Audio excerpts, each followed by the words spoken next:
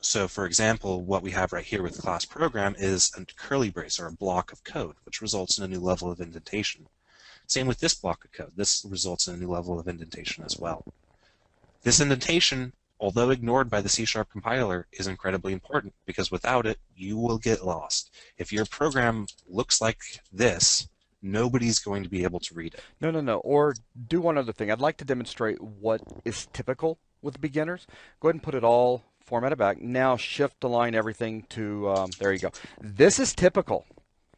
This is bad. This is honestly just as bad as what you saw on one line. You may not think so, but of course, generally the programs we write are not only 10 lines long like this.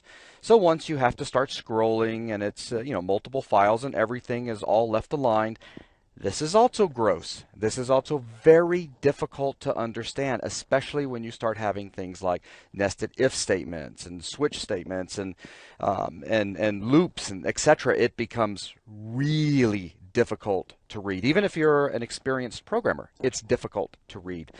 Please try to get into the habit if you are a new programmer, and I know we have a lot of you in this class. Please try to get into the habit of formatting your code. It is so important. Yep.